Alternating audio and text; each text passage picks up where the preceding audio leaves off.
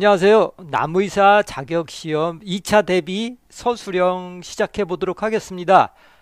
전번에 설명에 이어서 오늘은 실질적으로 작성하는 요령들을 중심으로 해서 진행을 해 보도록 하겠습니다.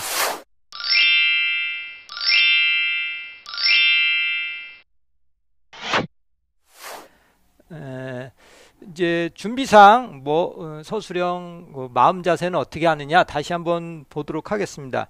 첫 번째로 정확하게 문제를 분석하고 여기서 이제 나와 있지는 않지만 그 문제를 분석한 다음에 어느 정도 걸릴 것인가 시간 배분을 좀 해야 되겠습니다.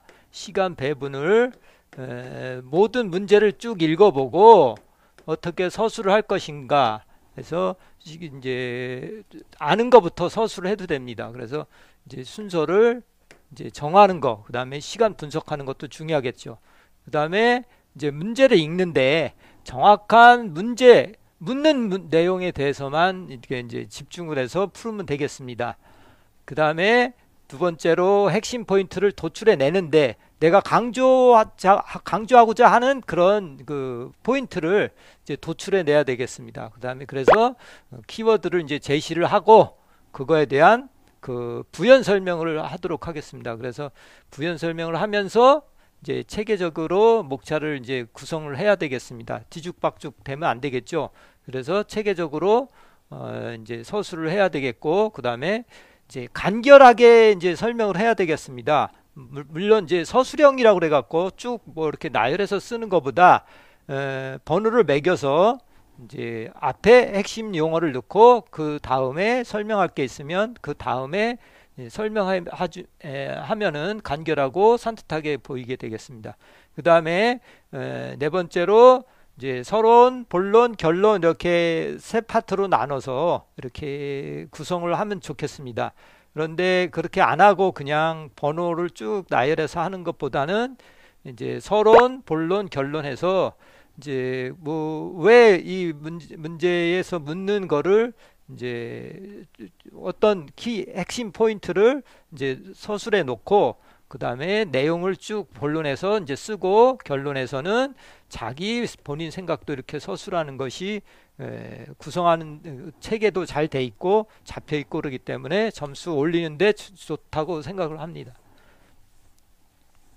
이게 이제 전체 문제가 네다섯 문제가 나오는데 전부 다 이제 우선 연습지가 있습니다. 답안지에 보시면 연습지가 있는데 거기 보시면 연습지에다가 그 네 문제를 어느 순서대로 풀 것이고 시간 배분은 어떻게 할 것인가를 우선 이제 정한 다음에 이렇게 하시는 게 좋겠습니다.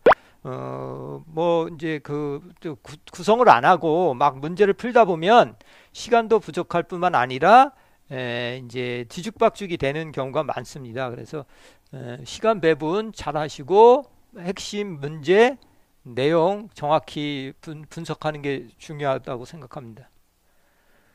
그래서 이제 1, 2회 전번에도 말씀을 드렸긴 한데 이제 서술형 같은 경우는 이제 기출 문제를 분석해 보니까 어떻게 되어 있냐면은 1회 때, 2회 때 이제 공통적인 사항이 있었습니다. 뭐냐면은 이제 병리 부분이 나오고요. 병에 대한 문제가 나왔었고요. 그 다음에 해충학 부분이 있었고 또 그 다음에 비생물적인 부분 그 다음에 이 세 개를 다 합친 복합적인 문제가 이렇게 나게 되겠습니다. 그래서 한 네 문제 정도 나니까 이렇게 구분을 하셔서 풀면 되겠습니다. 이 배점은 이게 보통 한 10에서 15점 이것도 10에서 15점 10에서 15점 여기가 이제 50점 정도 됩니다. 그래서 여기 보면은 여기가 제일 비중이 복합적인 것이 제일 비중이 높겠습니다. 그래서 이 부분을 중점적으로 이렇게 이제 풀어 나가면 되는데 이 부분에서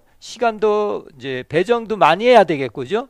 배정도 시간을 많이 해야 되겠고 여기서 주의 깊게 이제 물어보는 것들을 이제 잘 파악해야 되겠습니다. 그래서 병리 부분 같은 경우는 1회 때는 흰가루병하고 그름병을 비교하는 문제가 나왔었고요.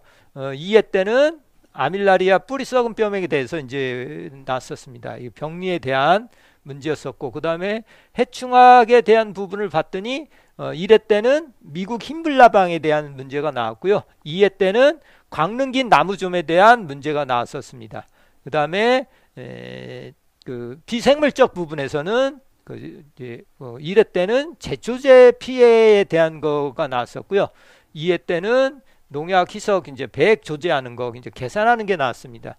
이거는 이제 뭐 아무래도 이제 비생물적인 중에서 피해 이제 그 농약에 대한 피해가 있으니까 이제 이런 문제가 났던 것 같아요. 농약 희석을 하는 거, 두 가지를 이제 수화제 하고 유지하고 이제 썩는 그 문제가 나왔었습니다. 그 배액 조제하는 거 계산 문제가 나왔었고요. 이제 복합적인 문제 다시 한번 강조하지만은 이 세 파트가 전부 다 한 문제에 녹여져 있습니다. 그래서 우선 병리 쪽을 파악을 해야 되겠고요. 그 다음에 해충, 그 다음에 비생물적인 이제 복합적인 비생물적인 거를 다 이렇게 이제 세 가지로 나눠서 다 문제가 이제 복합적으로 섞여 나옵니다. 그래서 1회 때는 병리에 대한 부분이 이제 넥트리아 줄기 마른병이라는 그 병이 나왔고요. 그 다음에 해충은 안락하늘소, 그 다음에 비생물적인 거는 건조, 인위적 피해라든가 염해, 열해 이런 게 나왔었습니다. 그래서 이제 병리 같은 경우는 뭐 줄기에 이제 궤양이 헐었다, 숲이가 벗겨지고 뭐 이렇게 나왔다라는 문제가 있었고요. 이제 안락하늘소라는 거는 뭐예요? 배설물이 외부로 이제 도출돼 있다, 뭐 이런 걸 갖고 이제 안락하늘소라는 걸 추측할 수 있었고요.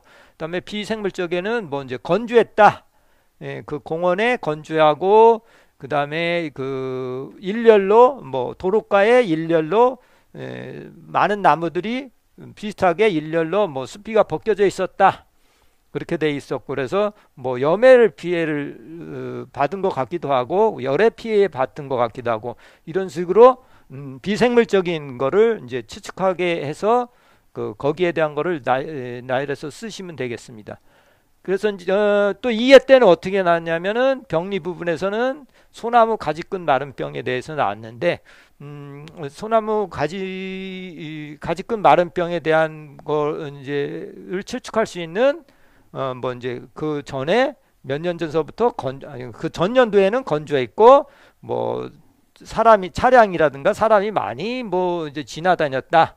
그 다음에 뭐 그 가로등이 있어갖고 그 나무에 이제 밤낮으로 그 열해를 강해서 이제 그런 피해가 있었다.